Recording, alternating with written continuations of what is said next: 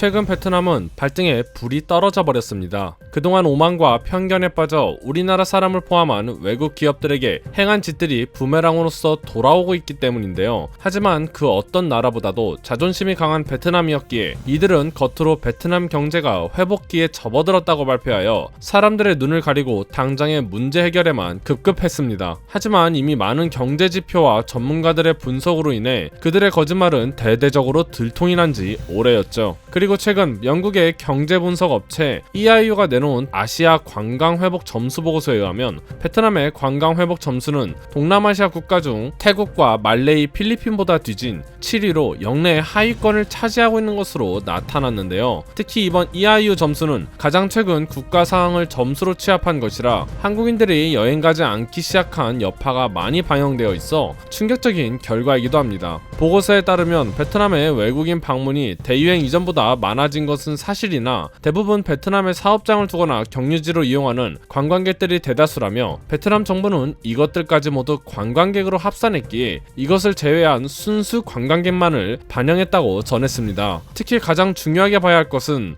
베트남의 관광시장 파이는 늘었지만 과거에 비해 관광산업 수익이 10분의 1도 안 될 만큼 크게 줄어들었다며 이는 한국인 관광객이 크게 줄어 이들이 사용하는 관광 비용이 그만큼의 영향을 주었다고 설명하기도 했습니다. 이러한 외신의 보고가 나오자 베트남 관광업계 종사자들은 큰 충격을 받게 되었습니다. 베트남 정부는 왜 이런 사태를 미리 예견하지 못했을까요? 가장 큰 문제는 베트남 정부의 체계 문제입니다. 베트남 정부는 한국인 관광객이 줄어들자 자국 내 전문가들과 여행 산업에 대한 각 나라별 상세한 통계를 내면서 한국 여행객들의 파급력에 대해 상세히 조사했지만 이들의 파급력에 대해 당 고위 계체들이 알게 된다면 큰 혼란과 자신에게 처해질 불이익을 잘 알고 있었기에 이를 묵살해버린 것인데요. 베트남은 공산체계입니다. 이는 베트남이 대내외적으로 언제나 최고인 모습만 보여줘야 한다는 의미를 갖기도 합니다. 때문에 베트남 정부는 두려운 것이죠. 한국인들이 미치는 베트남에 대한 파급력을 그 누구보다 잘 알고 있으니 이들의 최선책은 사람들의 눈과 귀를 가리고 한국의 빈자리를 다른 나라들이 채워주어 아무 일 없었다는 듯 경제체제를 돌리고 자국 내 언론을 통해 봐봐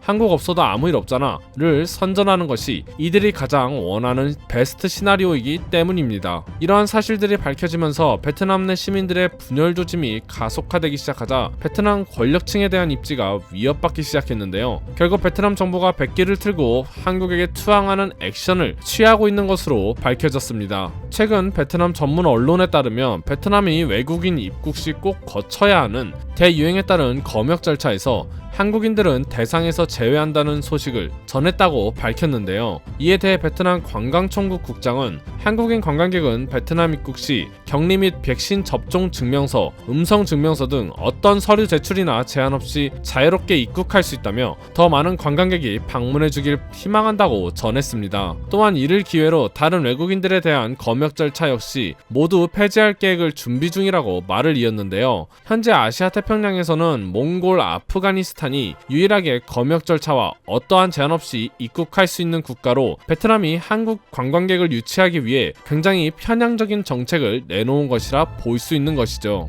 업계 전문가는 현재 베트남 내 관광산업과 경제산업이 발목 잡히며 가장 큰 원인으로 손꼽히는 한국에 대한 일종의 러브콜을 보내고 있는 것으로 판단된다며 이들이 정말로 큰 위기에 내몰린 것 같다고 설명하였습니다. 하지만 베트남의 이러한 러브콜에도 불구하고 한국인들의 마음은 움직이지 못한 것으로 보입니다.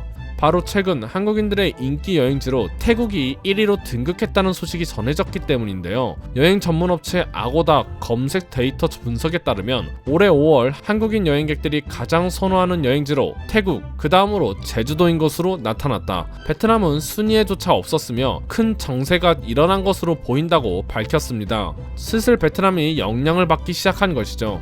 외신에서는 베트남의 행보를 보고 과거 필리핀의 몰락과 굉장히 유사한 상태라고 전하기도 했는데요. 필리핀 또한 과거 1960년대에는 큰 부를 누리면서 아시아에서 경제를 선도하는 국가 중 하나였지만 마르코스 정권의 부정부패와 막장 경제정책으로 인해 국가 재정의 파탄 그리고 상승하는 실업률과 빈부격차 등 국가에서 벌어질 수 있는 최악의 사태가 모두 겹치면서 빠르게 몰락해버렸었죠. 그런데 지금 나열한 필리핀이 몰락한 이유가 어디서 많이 들은 것 같지 않나요? 맞습니다. 현재 베트남은 필리핀의 몰락과 굉장히 유사한 행보를 보이고 있는 것이죠. 대유행으로 인해 우리나라 여행 산업 또한 큰 피해를 입었습니다. 하지만 일각에서는 오히려 대유행으로 인해 한국이 큰 이득을 보았다고 설명합니다. 바로 두 얼굴의 베트남을 가려낼 수 있었기 때문이죠. 앞으로도 계속해서 베트남 상황 전해드리겠습니다.